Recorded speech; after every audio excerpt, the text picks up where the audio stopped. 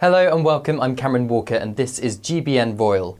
Now, is this Catherine's busiest week since completing cancer treatment?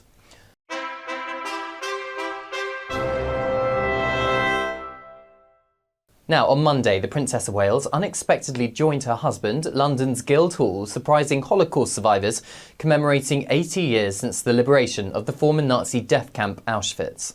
Her Royal Highness reunited with two survivors she had photographed 5 years earlier, marking the 75th anniversary.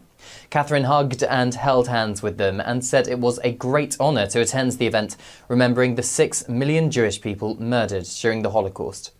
On Thursday, the Princess undertook not one, but 2 solo public engagements, her first visit to Wales since October 2023. 3 public engagements in the space of a week is something the Princess hasn't actually done for well over a year, suggesting that Her Royal Highness is continuing on the road to recovery. Although she announced earlier this month she is in remission, this week's schedule is still being considered a gradual return to full-time royal duties. I understand we shouldn't expect the Princess to maintain the same workload every week over the next few months, and it appears she is choosing engagements which are particularly important to her. It's no surprise, therefore, that her first engagement in Wales coincided with the announcement that she had become patron of Tŷ Hafan Children's Hospice. The well-being of children and their families is thought to be very close to the Princess's heart, and her first patronage she took on as a member of the royal family was actually for the East Anglia's Children's Hospice in 2012. To this day, it is understood she maintains a close relationship with that first hospice and is expected to build a similar relationship with Tŷ Hafan and the families it supports. The Children's Hospice previously had both King Charles and Diana, Princess of Wales, as its patrons. Next, has Prince William finally got his own back? Well, Prince William appeared to have got his own back at the British press this week during a playful moment where he was encouraged to spray journalists with lake water. Yep, you heard that right. In a moment of cheeky banter, he was only too happy to oblige, spraying a syringe of water in the direction of the cameras. "This is the best day of my life," he said, joking as he joined local school children by a lake during an engagement visiting Earthshot Prize finalists Naturemetrics. Okay. Good. And then we'll do one practice one, so it screws on a little bit in case there's any air. Okay, we don't. And then the question is, where are we going to squirt the water? Do you think, well... I think we should all aim that way, that's a great idea. So we need to, okay. And you just literally squeeze it? And just have it helps better if you have the palm of your hand on the end, that's it. Is everybody ready? Ready. Okay. 3, 2, 1. Squirt. Oh! Yes! Oh, nearly! So nearly! I have images of you guys having like some water balloon yeah, fights. so much fun. 3, go! Go. Yes! Oh! Brilliant.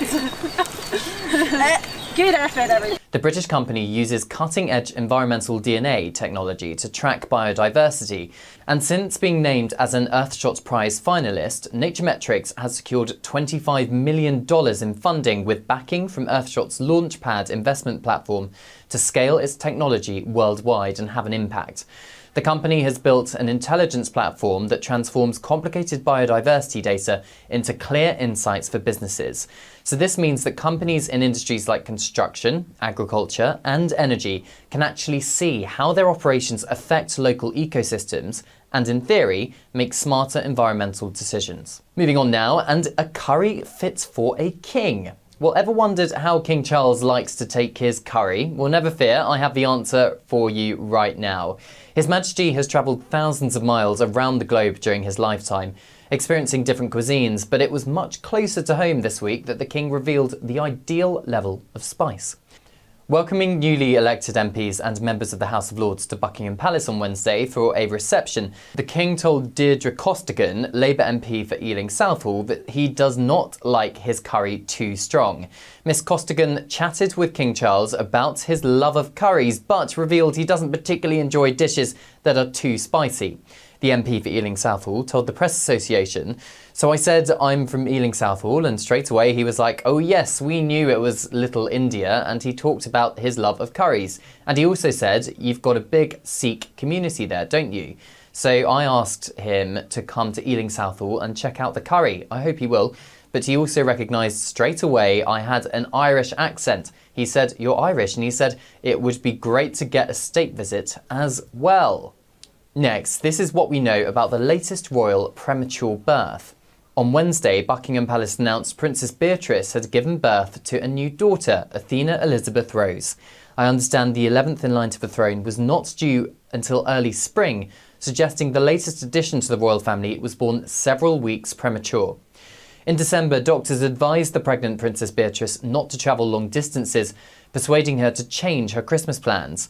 Alongside her immediate family, she spent Christmas with the King and extended royal family at Sandringham instead. On Wednesday, Buckingham Palace confirmed the second daughter of Princess Beatrice and Edoardo Mapelli-Mozzi was born weighing just 4 pounds and 5 ounces. Born in Chelsea and Westminster Hospital on January 22nd, the royal couple waited until the baby was healthy enough to safely return home before making a public announcement. Edoardo posted on Instagram a massive thank you to all the wonderful staff at the hospital for their exceptional care and support. The King, Queen and wider royal family are said to be delighted by the happy news. And finally, the King has become the first British monarch to visit Auschwitz death camp. On Monday, the King became the first British monarch to visit the former Nazi death camp Auschwitz. 1.1 million people were murdered there during the Second World War, a vast majority were Jewish. His Majesty felt it was so important to attend a special commemorative event marking 80 years since the camp was liberated by the Soviet Red Army, alongside 56 survivors and other world leaders. Travelling to Auschwitz myself to cover the King's visit, I was struck by the sheer size and scale of the place. It was clear the site was once a well-organised, efficient industrial death machine. It appears to have struck the King too. He became visibly emotional when he laid a wreath at the so-called death wall, where the SS shot dead thousands of prisoners.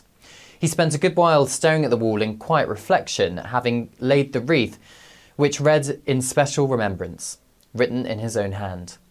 The King was deeply moved by the place and had spent the last 2 hours listening to harrowing testimony from survivors during the ceremony. Earlier in the day, the King visited the Jewish Community Centre in Krakow, which is a place I'm told exists due to inspiration from His Majesty. When Prince of Wales, the King visited Krakow in 2002 and was told how the Jewish community in the city was nearly wiped out by the Nazi regime in the 1940s. His Majesty felt the community needed a base to grow and encouraged the construction of the JCC, returning to officially open the building in 2008. He delivered a speech to the Jewish community in 2025. This is what he said. To be in Poland on International Holocaust Remembrance Day, as we commemorate 80 years since the liberation of Auschwitz, is both a somber and indeed a sacred moment. It is a moment when we recall the 6 million Jews, old and young, who were systematically murdered, together with Sinti, Roma, disabled people, members of the LGBT community, political prisoners, and so many others upon whom the Nazis inflicted their violence and hatred. As the number of Holocaust survivors regrettably diminishes with the passage of time, the responsibility of remembrance rests far heavier on our shoulders and on those of generations yet unborn. Ladies and gentlemen, in a post-Holocaust world, projects such as this centre are how we recover our faith in humanity. They also show us there is much work still to be done if we are not just to remember the past, but to use it to inspire us to build a kinder and more compassionate world for future generations, a world of which we can be truly proud. And this remains the sacred task of us all. Thank you, Liz. This is Cameron Walker. Feel free to leave a comment on any of the stories we've discussed today, and don't forget to subscribe to GBN Royal.